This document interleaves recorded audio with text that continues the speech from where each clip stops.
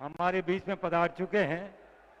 ये विश्व के सबसे लोकप्रिय प्रधानमंत्री और नेता हैं और हमारा बीकानेर और पूरे संभाग के लोगों का सौभाग्य है 25,000 करोड़ की योजना का आज लोकार्पण करने आए पधारे हैं। नितिन गडकरी साहब हमारे बीच में पधारे, उनका भी बहुत बहुत अभिनंदन। सबसे पहले मैं माननीय सीपी जोशी साहब जो हमारे लोकप्रिय प्रदेशाध्यक्ष और माननीय अर्जुन राम जी मेघवाल साहब से निवेदन करूंगा कि माननीय प्रधानमंत्री जी का साफा और उपरना पहनाकर स्वागत करें।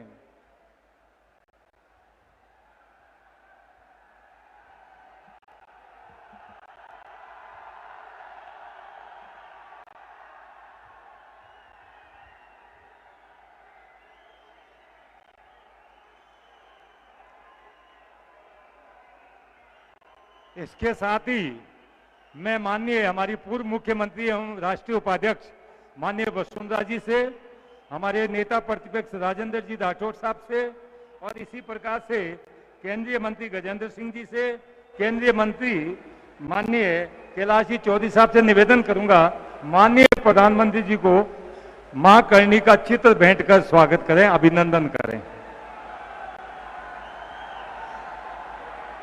गुलाब के पुष्प भेंट करने के लिए मैं माननीय पूर्व अध्यक्ष सतीश जी पूनिया,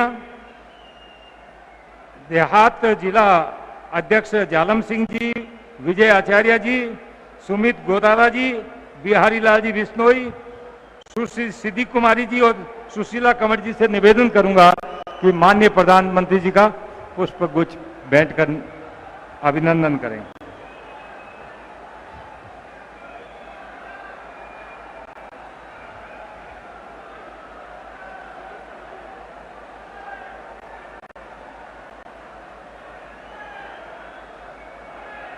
मैं माननीय सीपी जोशी साहब अध्यक्ष महोदय से अनुरोध करूंगा कि माननीय गडकरी की साहब का, हमारे सड़क एवं परिवहन मंत्री महोदय का गुच्छ पुष्प भेंट कर स्वागत करें।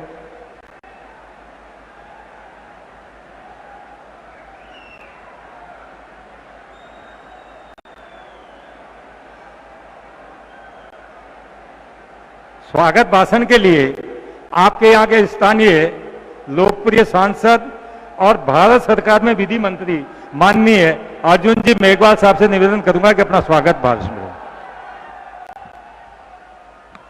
भारत माता की, भारत माता की।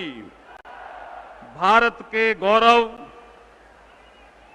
संपूर्ण विश्व में पुनः प्रतिष्ठित करने वाले, भारत के विकास को नई ऊंचाइयों पर ले जाने वाले, एक भारत श्रेष्ठ भारत के सूत्रधार, विश्व के सबसे लोकप्रिय नेता, सशक्त व्यक्तित्व के धनी, कोटि कोटि कार्यकर्ताओं के प्रेरणा स्रोत, हम सभी के मार्गदर्शक भारत के आदरणीय प्रधानमंत्री जी नरेंद्र मोदी जी, आपका बीकानेर में बहुत बहुत स्वागत है, वंदन है, अभिनंदन है। नरेंद्र मोदी जिंदाबाद, नरेंद्र मोदी जिंदाबाद। मैं 2-3 मिनटों में मेरी बात समाप्त करूंगा। आदरणीय प्रधानमंत्री जी, मैं सम्मानित मंच करके मेरी बात को प्रारंभ कर रहा हूं। सभी हमारे ज्येष्ठ और श्रेष्ठ कार्यकर्तागण, मातृशक्ति और पत्रकार साथियों, ऐसा कहा जाता है राजस्थान के बारे में, सोनेरी धरती जठे चांदीरो आसमान, रंग रंगीलो रंग भरो मारो प्यारो राजस्थान। आज माननीय प्रधानमंत्री जी, सरकार के 9 साल पूरे होने पर आप बीकानेर आए हैं। 9 साल का हिसाब देने भी आए हैं।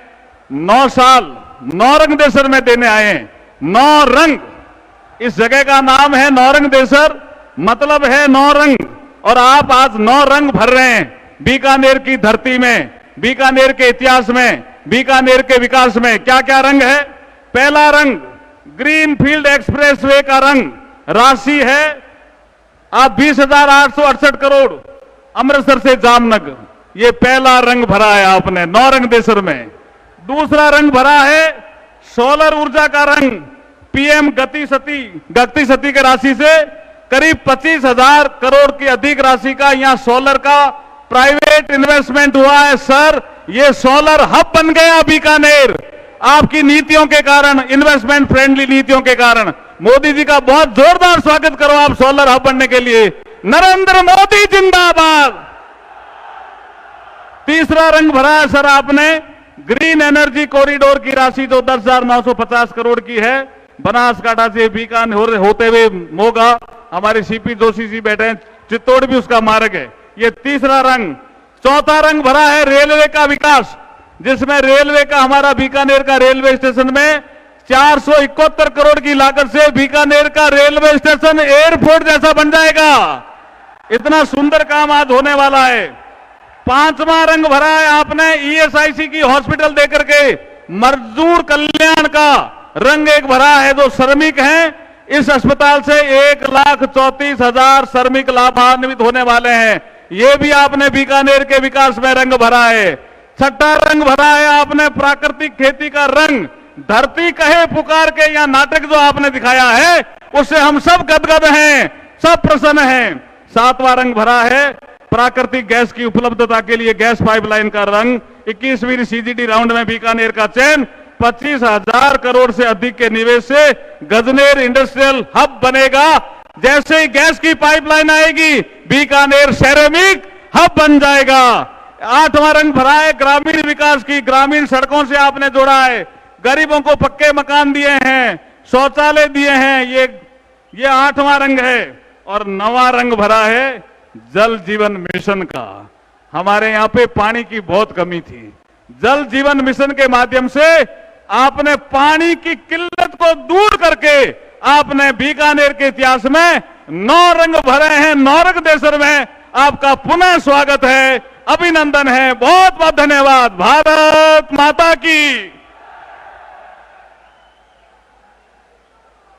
अगली कड़ी में हमारे प्रदेश के प्रदेशाध्यक्ष युवा ऊर्जावान माननीय सीपी जोशी साहब से निवेदन करूंगा कि वो आकर के उद्बोधन दें।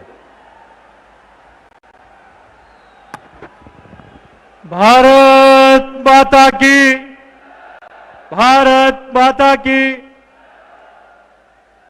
आज इस अवसर पर मैं सिर्फ इतना ही कह सकता हूं कि भारतीय जनता पार्टी के परिवार के कार्यकर्ता होने के नाते अगर इस जगह कोई दूसरे नेता होते तो शायद मना कर देते, लेकिन आदरणीय नरेंद्र मोदी जी ने कहा कि कार्यकर्ताओं ने कोई कार्यक्रम तय किया, परिस्थितियां चाहे कुछ भी हो मैं बीकानेर रहूंगा। और आपने हम सब लोगों का हौसला अफजाई किया। तब मुझे रामधारी सिंह दिनकर जी की 2 लाइनें कह के मैं अपनी बात को समाप्त करूंगा। वसुधा का नेता कौन हुआ, भूखंड विजेता कौन हुआ, अतुलित यश क्रेता कौन हुआ, नव धर्म प्रणेता कौन हुआ, जिसने न कभी आराम किया, विघ्नों में रहकर नाम किया। ऐसे आदरणीय नरेंद्र मोदी जी का बीकानेर की इस धरा पर मैं आप सबकी ओर से एक बार जोरदार करता ध्वनि से हार्दिक स्वागत और अभिनंदन करते हुए, क्योंकि आज ये सावन का महीना सियाड़ो खाटू वालो, उनाड़ो अजमेर, नागो नित्रो बोलो, सावन बीकानेर। आज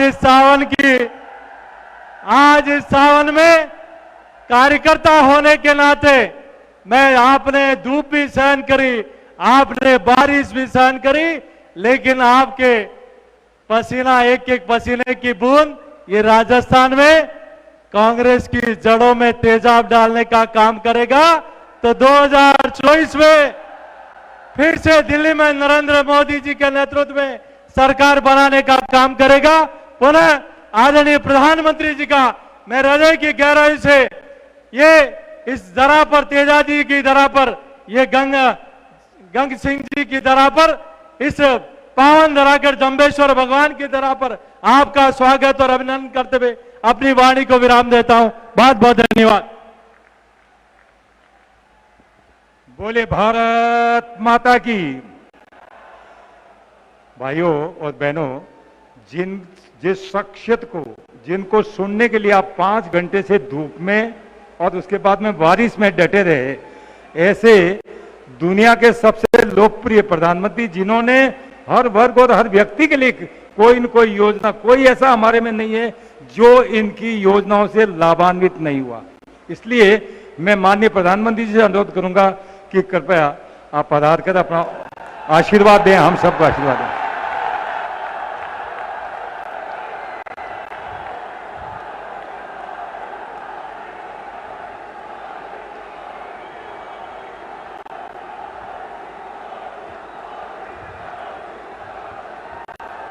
भारत माता की, भारत माता की। बीकानेर वो जगह है जिसका नाम देश में कहीं भी सुने मुंह में पानी आ जाता है। और फिर मुझे तो यहां की धरती पर सावन के महीने में आने का सौभाग्य मिला है। इंद्रदेव का आशीर्वाद हम पर बना हुआ है। और अभी हमारे सीपी जोशी जी बता रहे थे कि सियाड़ो खाटू भलो उनाड़ो अजमेर मारवाड़ नितरो भलो सावण बीकानेर। यहां के रसगुल्लों की मिठास, यहां की नमकीन और भुजिया का स्वाद पूरी दुनिया में प्रसिद्ध है।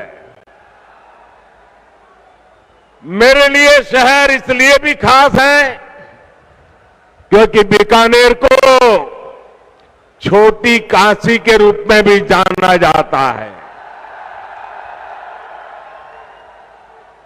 यहां काशी की ही तरह गौरवशाली अतीत भी है और अध्यात्म भी है।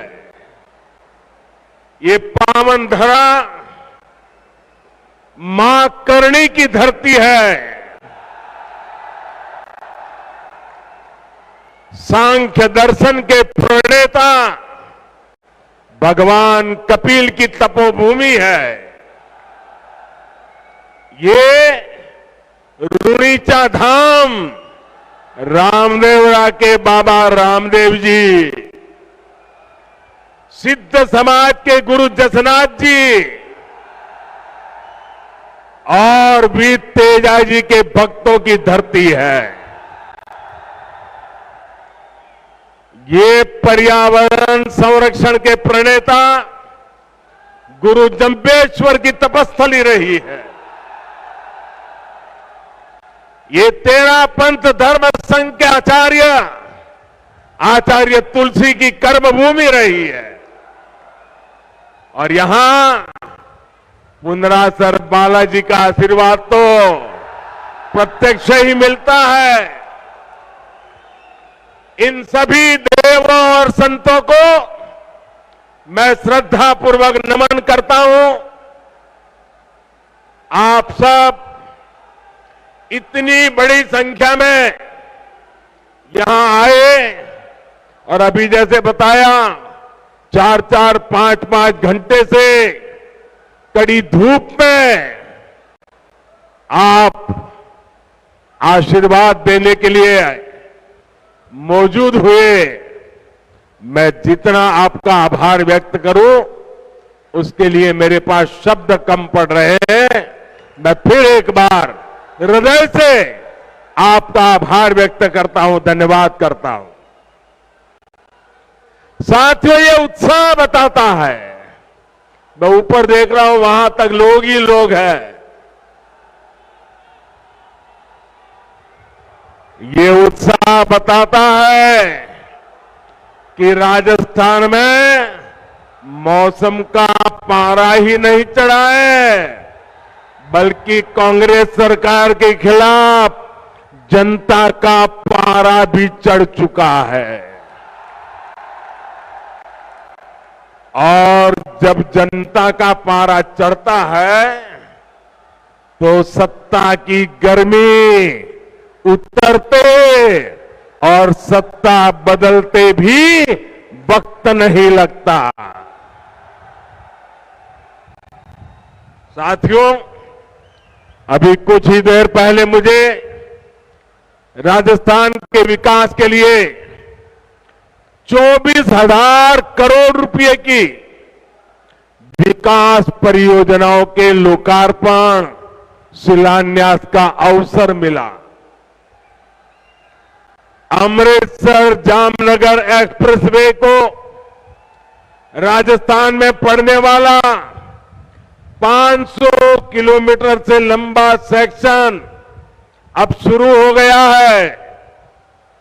इसके पहले दिल्ली मुंबई एक्सप्रेसवे के दिल्ली दौसा लालसोट सेक्शन का भी शुभारंभ हुआ था। राजस्थान की कनेक्टिविटी के लिए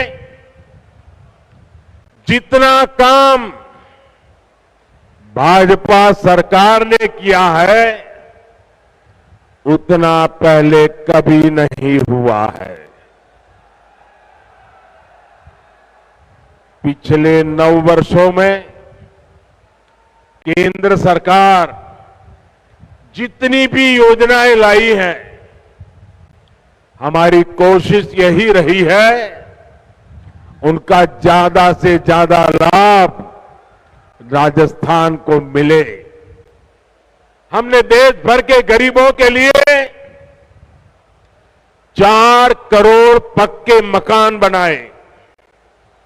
इसमें से करीब 20 लाख घर राजस्थान के मेरे गरीब भाइयों बहनों को मिला है। 20 लाख घर। हमने देश भर में करीब 50 करोड़ गरीबों के बैंक खाते खोले। इस वजह से राजस्थान के 3 करोड़ गरीबों को पहली बार बैंक की सुविधा मिली। कोरोना के मुश्किल समय में यही बैंक खाते गरीबों की सबसे बड़ी ताकत बने। भाई और बहनों, विकास पूरी तरह से जनता तक तब पहुंच पाता है जब देश और प्रदेश की दोनों सरकारें साथ मिलकर ईमानदारी से काम करें। पिछले 4 वर्षों में राजस्थान में हालात इसके बिल्कुल उलट रहे हैं। हम दिल्ली से योजनाएं यहां राजस्थान में भेजते हैं, लेकिन यहां जयपुर में कांग्रेस का पंजा उस पर झपटा मार देता है। कांग्रेस को राजस्थान के लोगों की परेशानी से, आपकी दिक्कतों से कोई लेना देना नहीं है। अब आप देखिए, घर घर पीने का साफ पानी पहुंचाने की भाजपा सरकार की योजना से भी अब कांग्रेस सरकार को परेशानी है। जिस राजस्थान को जल जीवन मिशन में सबसे टॉप पर होना चाहिए था, वो सबसे धीमा करने वाले राज्यों की लिस्ट में शामिल है। आज देश के 130 से ज्यादा जिले ऐसे हैं जहां 100% घरों में नल से जल पहुंचा है। इनमें से पूरे देश को 130 जिले और इसमें से राजस्थान का एक भी जिला नहीं है। अब आप मुझे बताइए, क्या राजस्थान के लोगों ने कोई गुनाह किया है क्या? किस बात की सजा दे रहे हो? क्या राजस्थान के लोगों ने कोई गलती की है क्या? क्या आपको नल से जल मिलना चाहिए, नहीं मिलना चाहिए? आपके घरों में पानी आना चाहिए कि नहीं आना चाहिए? देश के 130 जिलों में हो रहा है, आपका एक जिला तो होना चाहिए कि नहीं होना चाहिए था? साथियों, गलती राजस्थान के लोगों की नहीं, गलती यहां की कांग्रेस सरकार की है। कांग्रेस सरकार ने 4 सालों में राजस्थान का बहुत नुकसान किया है, और ये बात कांग्रेस के नेता भी अच्छी तरह जानते हैं। राजस्थान में कांग्रेस की हार इतनी सुनिश्चित है कि यहां की सरकार अभी से बाय बाय मोड में आ गई है। मुझे पता चला है कि कुछ मंत्री विधायक तो अभी से अपने सरकारी बंगले खाली करके अपने खुद के घरों में शिफ्ट होने लगे हैं। अपनी हार पर इतना भरोसा सिर्फ कांग्रेस के नेता ही कर सकते हैं। साथियों, पुरानी कहावत है कि दिया बुझने से पहले जोर से लपलपाता है। अपनी हार के डर से कांग्रेस भी ऐसा ही कर रही है। इसके लिए वो राजस्थान के लोगों को गुमराह करने पर उतर आई है। लेकिन भाइयों बहनों, आपको याद रखना है, कांग्रेस का एक ही मतलब है। कांग्रेस मतलब, साथियों, आपका प्यार सर आंखों पर, आप आगे आने की कोशिश मत कीजिए। आपका प्यार मेरे सर आंखों पर। साथियों, कांग्रेस का मतलब है लूट की दुकान, झूठ का बाजार। लूट की दुकान, झूठ का बाजार, जो ये इन दिनों बड़े बड़े वायदे किए जा रहे हैं, उसमें लूट के इरादे और झूठ के पिटारे के सिवा और कुछ नहीं है। साथियों, कांग्रेस की झूठ और छलावे की राजनीति का शिकार सबसे ज्यादा राजस्थान का किसान हुआ है। आप मुझे बताइए, पिछले चुनाव में कांग्रेस ने किसानों का कर्ज माफ करने का वादा किया था। कांग्रेस ने वादा किया था। इनके नेता ने 10 दिन के भीतर भीतर कर्ज माफी की कसम खाई थी। क्या किसानों का कर्ज माफ हुआ? 10 दिन, 10 महीने और अब 4 साल कर्ज माफ हुआ क्या? किसानों को कुछ मिला क्या? यहां के किसान इतनी बड़ी मात्रा में बाजरा उत्पादन करते हैं। हमने मोटे अनाजों को श्री अन्न के तौर पर प्रमोट किया, दुनिया में पहुंचाने का बीड़ा उठाया है। बाजरा पड़ोस के हरियाणा में 2350 रुपये प्रति क्विंटल बिका, 2350 रुपया प्रति क्विंटल और ज्यादा दूर नहीं, हरियाणा में, और यहां राजस्थान में वही बाजरा किसान 1300 रुपये में बेचने को मजबूर हो गया। हमने राजस्थान के किसानों के लिए नर्मदा का पानी पहुंचाया। इन्होंने इसे रोकने में भी कोई कसम नहीं छोड़ी। किसानों से यही नफरत कांग्रेस की फितरत है, यही इनकी हकीकत है। साथियों, विकास के लिए यह जरूरी होता है कि सरकार ईमानदार भी हो और सरकार स्थिर भी हो।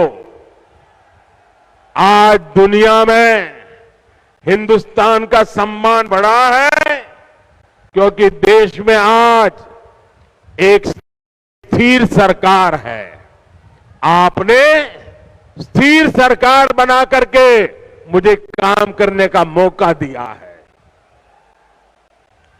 जिन जिन प्रदेशों ने लगातार स्थिर सरकारों को चुना है, डबल इंजन सरकारों को चुना है, वहां प्रदेश भी तेजी से विकास कर रहे हैं। लेकिन राजस्थान में जब से कांग्रेस सरकार आई है, इन्होंने क्या किया? 4 साल से पूरी कांग्रेस पार्टी और सरकार बस आपस में लड़ रही है। हर कोई एक दूसरे की टांग खींच रहा है। अपने अपने गुट को मजबूत बनाने के लिए खुलेआम सौदेबाजी हो रही है। एक खेमे के विधायकों को ट्रांसफर, पोस्टिंग और लूट की खुली छूट मिली हुई है ताकि वो दूसरे गुट में भाग न जाएं। ये लड़ाई केवल खेमों तक ही नहीं है, सारे मंत्री भी आपस में लड़ रहे हैं कि इस विभाग में लूट का काम मुझे मिले, वो मुझे लूटने दिया जाए।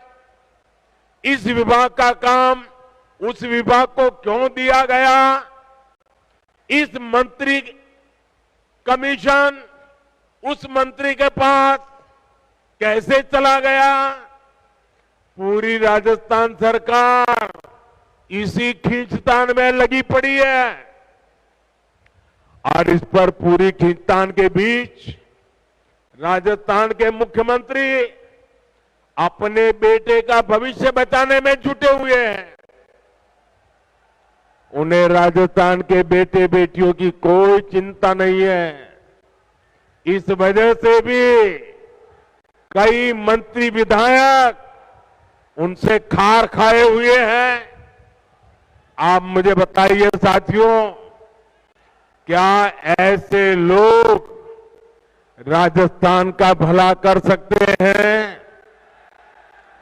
राजस्थान के युवकों का भला कर सकते हैं? राजस्थान के गांवों का भला कर सकते हैं? राजस्थान के किसानों का भला कर सकते हैं? इन लोगों से राजस्थान के विकास की कोई उम्मीद नहीं की जा सकती है भाइयों। इन लोगों को मैं आज 2 टूक कह देना चाहता हूं। अब ये भ्रष्टाचार की नुरा कुश्ती बहुत हुई। अब लोकतंत्र के अखाड़े में जनता जनार्दन फैसला करेगी। अब राजस्थान को स्थिर सरकार चाहिए। अब राजस्थान को डबल इंजन की सरकार चाहिए।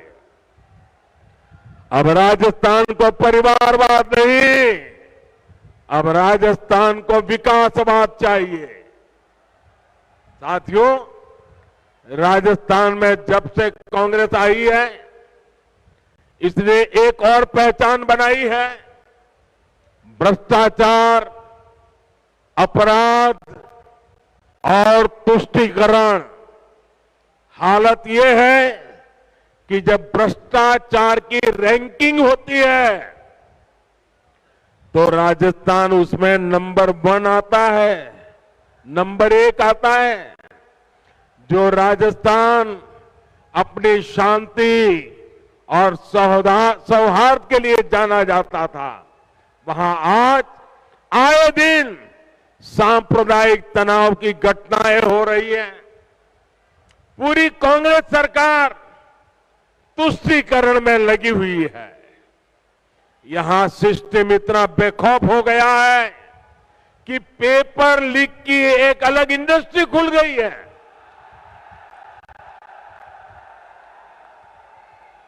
अब तक 17 बड़ी परीक्षाओं के पेपर लीक हो चुके हैं।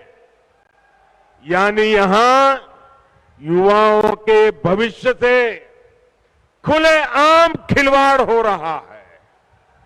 साथियों, हर जगह स्कूल कॉलेजों को राजनीति से बाहर रखा जाता है ताकि बच्चों का भविष्य खराब न हो। लेकिन राजस्थान में कांग्रेस की लूट ने शिक्षण संस्थानों को भी नहीं बख्शा। यहां के शिक्षक मुख्यमंत्री के सामने आकर कह रहे हैं कि तबादले के लिए खुली घूस चल रही है, लेकिन कहीं कोई सुनवाई नहीं हो रही। भाइयों और बहनों, महिलाओं के खिलाफ अपराध के मामले में, बलात्कार के मामले में राजस्थान सबसे आगे है। हालात ये है कि यहां रक्षक ही भक्षक बन रहे हैं और दुर्भाग्य कि बलात्कार और हत्या के आरोपियों को बचाने में पूरी सरकार जुटी हुई नजर आती है। अपने वोट बैंक की राजनीति के लिए हमारी बेटियों पर गलत नजर डालने वालों को कांग्रेस संरक्षण दे रही है। राजस्थान के लोग कांग्रेस के इन पांकुपों को अब ज्यादा बर्दाश्त नहीं करेंगे। ये महिलाओं के सम्मान की, उनकी आन बान की धरती है। ये राजस्थान की धरती है। ये मां पन्ना धाय की धरती है। ये वो धरती है जहां हाड़ा रानी ने अपने पति को युद्ध में भेजने के साथ ही अपना बलिदान दे दिया था। आत्मसम्मान और धर्म की रक्षा राजस्थान की रगों में है। इस पर कीचड़ उछालने की हिम्मत करने वाली कांग्रेस को राजस्थान कभी माफ नहीं करेगा। साथियों, कांग्रेस एक ऐसी पार्टी है जो अगर सत्ता में रहती है तो खा खा कर देश को खोखला करती है, और जब ये सत्ता से बाहर जाते हैं तो देश को गाली दे देकर बदनाम करने लगते हैं। इनको भारत की प्रगति से इतनी तकलीफ है कि इनके नेता विदेश में जा जाकर के भारत को गाली देते हैं। आपको याद होगा, जब जब देश की सेना ने शौर्य दिखाया है, तब तब इन्होंने सेना को भी नीचा दिखाने के लिए क्या कुछ नहीं बोला। सेना कहती है हमने पाकिस्तान में आतंकियों के अड्डे तबाह किए, सर्जिकल स्ट्राइक की, तो कांग्रेस कहती है कि सबूत दिखाओ। हमारी वायुसेना पाकिस्तान में एयर स्ट्राइक करती है तो ये कहते हैं कि कुछ हुआ ही नहीं। कांग्रेस को सेना और सैनिकों से हमेशा दिक्कत रही है। इसलिए वीरों की धरती राजस्थान, जहां से इतने युवा सेना में जाते हैं, उनसे कांग्रेस चिढ़ी रहती है। हमारी सेना के जवान कितने वर्षों से वन रैंक वन पेंशन की मांग कर रहे थे। वर्षों तक कांग्रेस की सरकारों ने उसकी उपेक्षा की। यही नहीं, सेना के काम में भी ये लोग झूठ और धोखेबाजी से बाज नहीं आए। वन रैंक वन पेंशन के लिए हजारों करोड़ रुपए की जरूरत थी, लेकिन कांग्रेस सरकार कागज पर केवल 500 करोड़ रुपए दिखाकर ओआरओपी को धोखा दे रही थी। हमारी सरकार ने वन रैंक वन पेंशन लागू किया। पूर्व सैनिकों को इसके तहत करीब 65,000 करोड़ रुपए मिले हैं। राजस्थान के भी हमारे करीब 1.25 लाख पूर्व सैनिकों को इसका लाभ मिला है। इससे पता चलता है कि भाजपा और कांग्रेस की सोच में क्या फर्क है, भाजपा और कांग्रेस की नीयत में क्या फर्क है। कांग्रेस अपनी सियासत के लिए देश के नुकसान और अपमान से कभी भी नहीं चूकती। भाजपा के लोग देश के लिए पद प्रतिष्ठा सब कुछ बलिदान करने से भी नहीं चूकते। साथियों, हमारा बीकानेर देश का सीमावर्ती जिला है। संकट के समय ये जिला सबसे पहले देश की रक्षा के लिए खड़ा होता है, लेकिन कांग्रेस सरकार ने इस जिले की भी उतनी ही उपेक्षा की है। कांग्रेस ने दशकों तक सीमावर्ती इलाकों को जानबूझकर विकास से वंचित रखा। आज हम बॉर्डर पर हाईटेक सड़कें बना रहे हैं। सीमावर्ती गांवों को विकास को पहली प्राथमिकता बनाकर हमने वाइब्रेंट विलेज स्कीम शुरू की है। लेकिन इन सभी प्रयासों का पूरा लाभ तभी मिलेगा जब यहां डबल इंजन की सरकार होगी। इसके लिए हमें अभी से तैयारियों में जुट जाना है। जीत तय मानकर भाजपा के कार्यकर्ताओं को मेहनत में कमी नहीं करनी है। हमें दूसरे की कमजोरियों पर नहीं, अपने परिश्रम पर भरोसा करना है। साथियों, मैं पिछले दिनों राजस्थान में जहां जहां गया, जो जन सैलाब मैंने देखा है, राजस्थान के लोगों का जो मक्कम निर्धार देखा है, इसलिए मैं आज दावे से कहता हूं कि बहुत ही जल्द राजस्थान की सरकार का जाना तय है। साथियों, आप इतनी बड़ी संख्या में आए, मुझे भरोसा है कि आप राजस्थान में डबल इंजन सरकार बनाने के लिए भी कोई कसर नहीं छोड़ेंगे। इसी विश्वास के साथ आप सभी का बहुत बहुत धन्यवाद। मेरे साथ पूरी ताकत से बोलिए, दोनों हाथ ऊपर करके बोलिए, भारत माता की, भारत माता की, भारत माता की। और जैसे अभी हमारे बीकानेर के सांसद मेघवाल जी नव रंग की बात करते थे, इस नव रंग को चमकाने के लिए इस शुभ अवसर पर मैं आप सबसे आग्रह करता हूं, अपना मोबाइल फोन निकालिए, उसका फ्लैश चालू कीजिए और इस नवरंग का प्रकाश लोगों को पहुंचाइए। हर किसी के मोबाइल फोन का फ्लैश चालू कीजिए। शाबाश। दूर दूर तक हर एक के मोबाइल का फ्लैश चालू करिए। बोलिए भारत माता की, भारत माता के, भारत माता के। बहुत बहुत धन्यवाद।